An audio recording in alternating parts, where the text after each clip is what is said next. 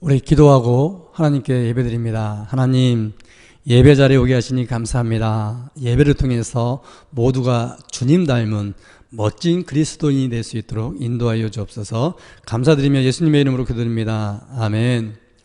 오늘 우리에게 주신 하나님 말씀은 누가복음 13장 1절에서 9절 말씀입니다. 우리 같이 합독합니다. 그때 마침 두어 사람이 와서 빌라도가 어떤 갈릴리 사람들의 피를 그들의 제물에 섞은 일로 예수께 아뢰니 대답하여 이르시되 너희는 이 갈릴리 사람들이 이같이 해 받음으로 다른 모든 갈릴리 사람보다 죄가 더 있는 줄 아느냐? 너희에게 이르노니 아니라. 너희도 만일 회개하지 아니하면 다 이와 같이 망하리라. 또 실로암에서 망대가 무너져 치워 죽은 18사람이 예루살렘에 거한 다른 모든 사람보다 죄가 더 있는 줄 아느냐? 너희에게 이르노니 아니라. 너희도 만일 회개하지 아니하면 다 이와 같이 망하리라. 이에 비유로 말씀하시되 한 사람이 포도원에 무화과 나무를 심은 것이 있더니 와서 그 열매를 구하였으나 얻지 못한지라. 포도원지기에 이르되 내가 3년을 와서 이 무화과 나무에서 열매를 구하되 얻지 못하니 찍어버리라. 어찌 땅만 버리게 하겠느냐? 대답하여 이르되 주인이여 금년에도 그대로 두소서. 내가 두릅하고 거름을 주리니 이후에 만일 열매가 얼면 좋거니와 그렇지 않으면 찍어버리소서 하였다 하시니라. 아멘. 할렐루야. 오늘도 예배 자리에 나온 우리 청년 여러분들을 주님의 이름으로 사랑하고 축복합니다. 오늘은 회개의 열매라는 제목으로 하나님의 말씀을 선포하도록 하겠습니다. 보사님이 전에 섬기던 교회에 권사님 한 분이 95세 정도 되었는데 그분에게는 늘 해결되지 않는 한 가지의 큰 고민이 있었습니다. 그분은 20대 후반에 손자와 함께 살고 있었는데 그 청년은 어느 순간서부터 어떤 이유인지는 모르겠지만 사람을 만나는 것, 활동하는 것 등등을 너무 힘들어하면서 직업도 없이 집에서만 머물렀습니다.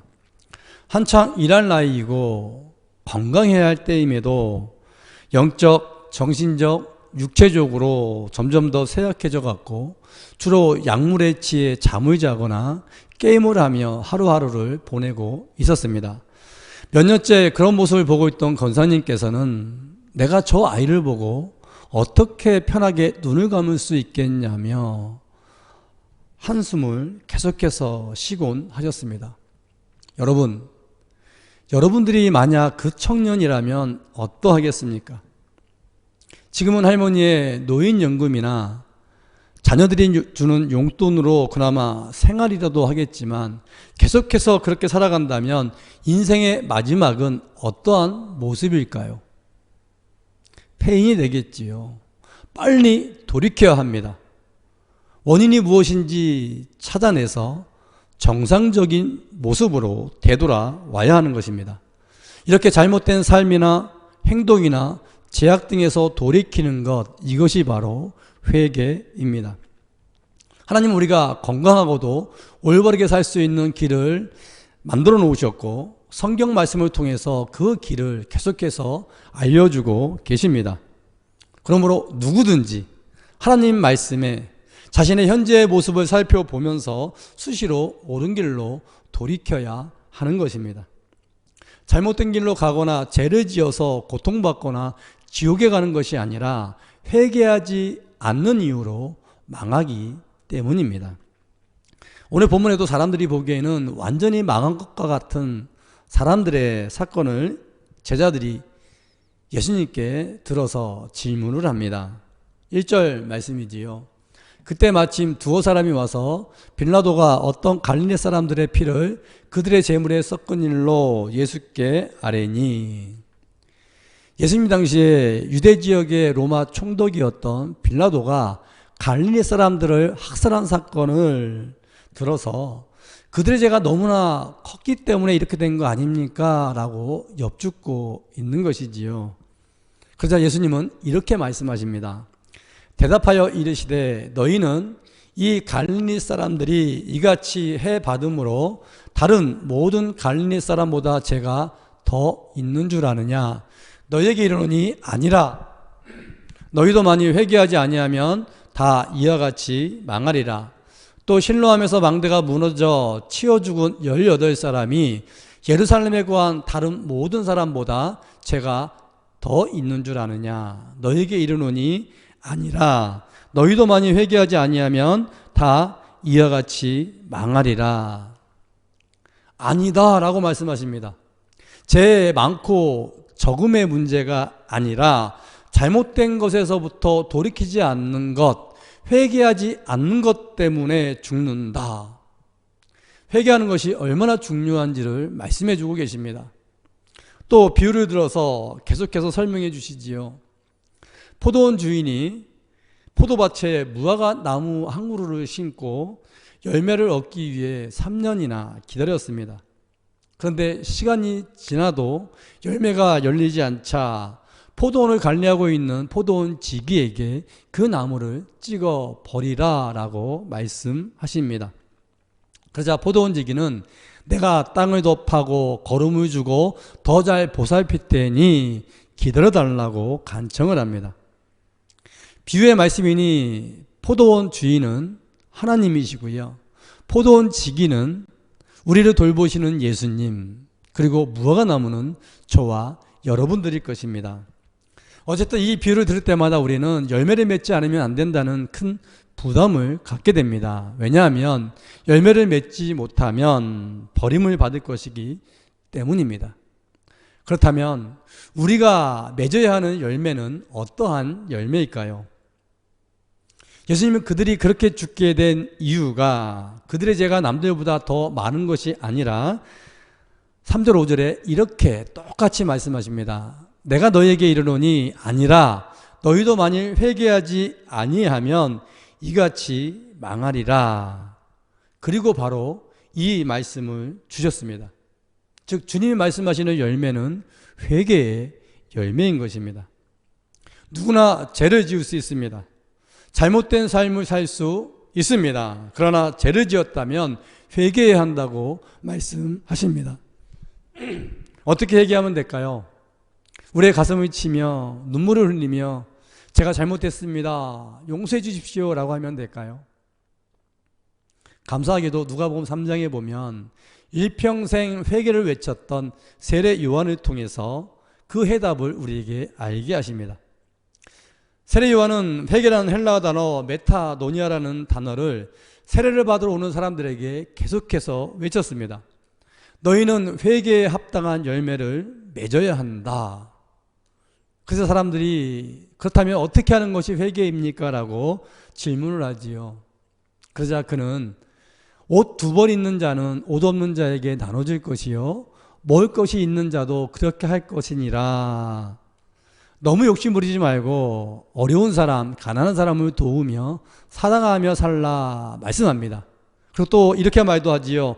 세리들은 부과된 것 외에는 더 이상 걷지를 말고 군인들도 사람들에게 강탈하지 말며 거짓으로 고발하지 말고 받은 급료를 만족하며 족한 줄로 알고 살아라 이렇게 말합니다.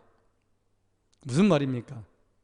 회개의 열매를 말씀에 비춰보면 각자의 처소에서 자신의 위치, 신분, 사명에 맞는 삶을 사는 것이다 이렇게 말씀하십니다.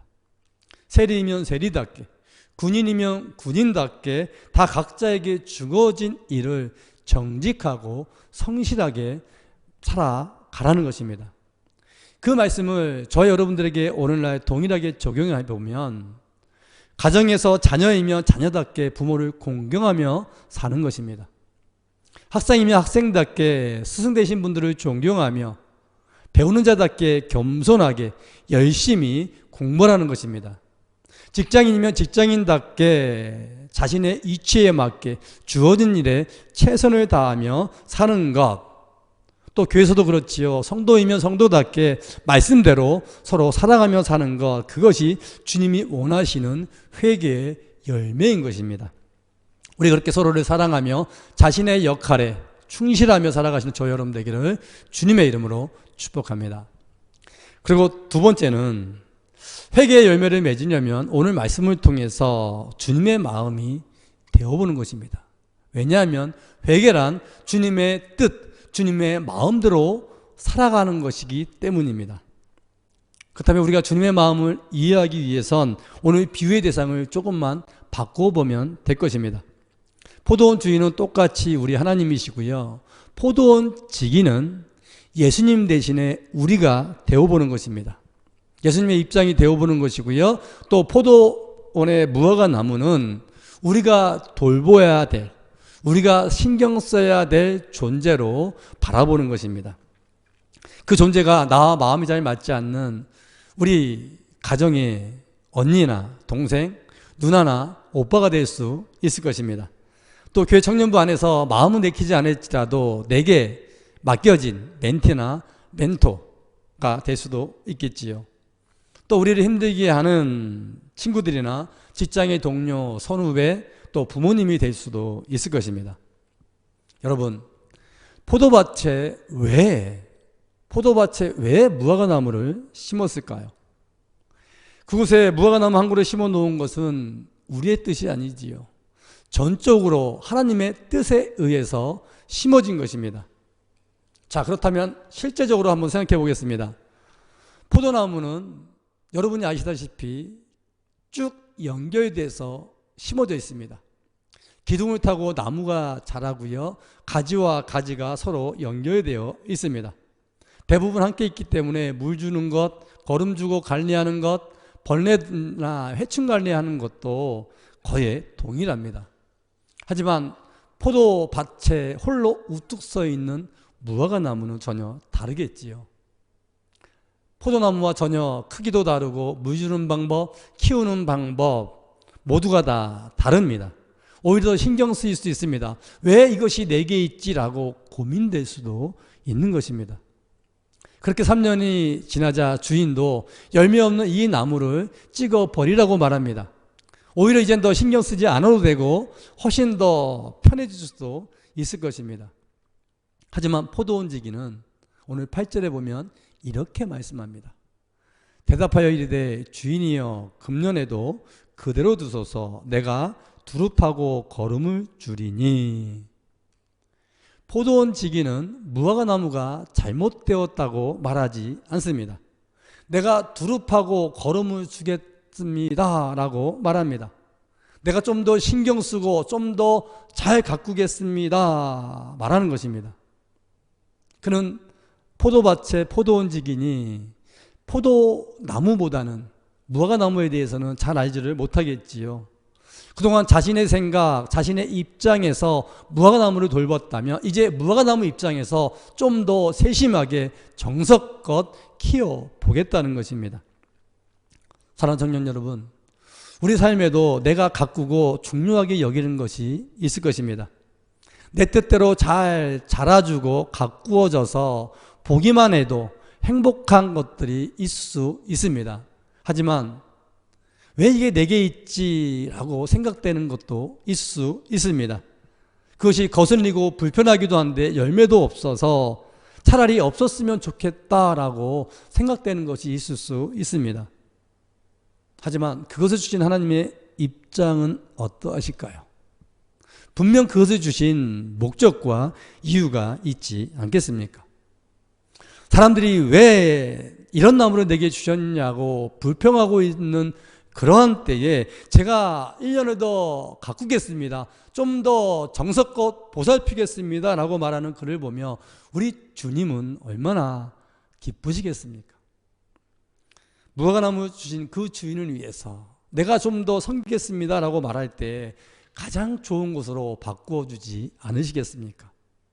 그러므로 회개의 열매를 맺기 위해서 우리가 두 번째 할 것은 예수님의 입장에서 나의 무화과 나무를 더 돌보는 것입니다.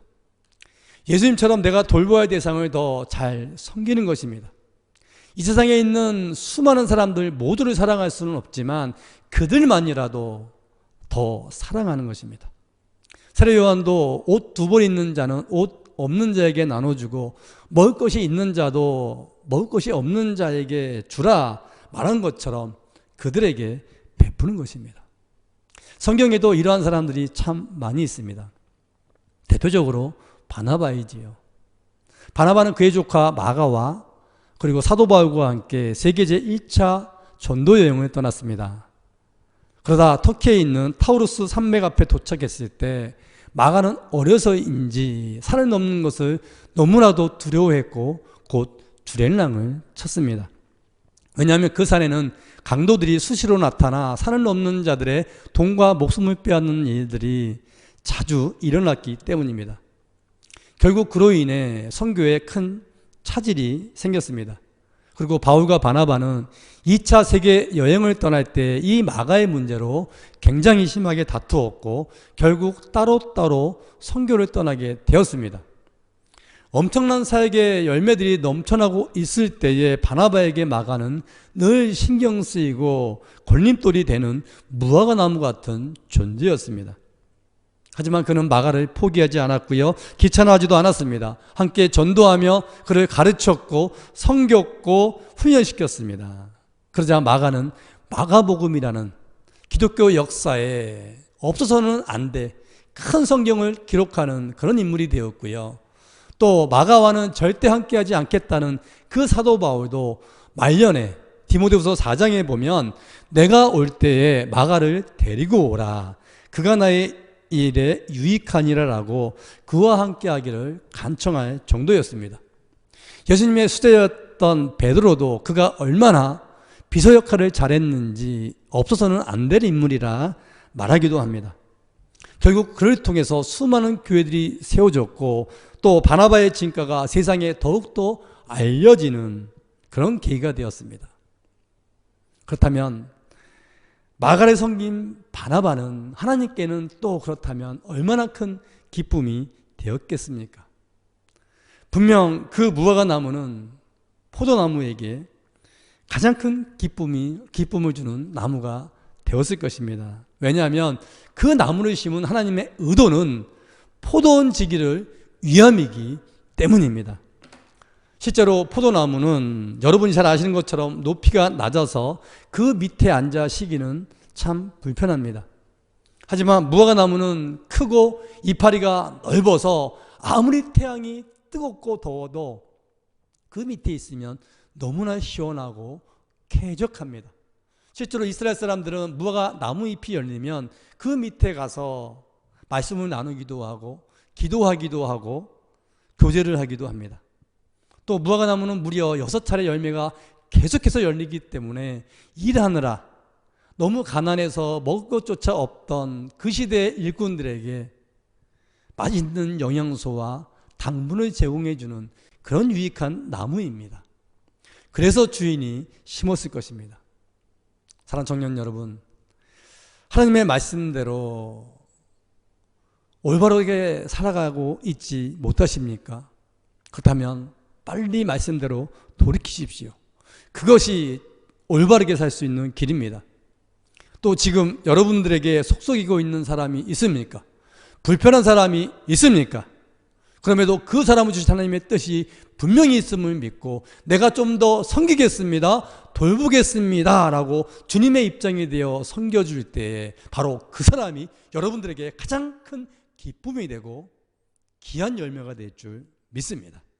우리 특히 청년부 안에 있는 내가 섬겨야 할 멘토와 멘티들을 그 무화과 나무라 믿고 섬기셔서 주님의 기쁨이 되고 여러분의 삶에 하나님이 원하시는 아름다운 열매들이 넘쳐나시기를 주님의 이름으로 축복합니다. 사랑의 하나님 감사합니다. 우리 청년들이 늘 주님의 말씀대로 살기를 원합니다. 주님이 기뻐하시는 열매로 인해서 존귀한 열매를 날마다 만들어내는 그런 아름다운 청년 될 수 있도록 인도하여 주옵소서. 예수님의 이름으로 기도드리옵나이다. 아멘. 하늘에 계신 우리 아버지, 아버지의 이름을 거룩하게 하시며 아버지의 나라가 오게 하시며 아버지의 뜻이 하늘에서 같이 땅에서도 이루어지게 하소서. 오늘 우리에게 일용할 양식을 주시고 우리가 우리에게 잘못한 사람을 용서하여 준 것 같이 우리 죄를 용서하여 주시고 우리를 시험에 빠지지 않게 하시고 악에서 구하소서. 나라와 권능과 영광이 영원히 아버지의 것입니다. 아멘.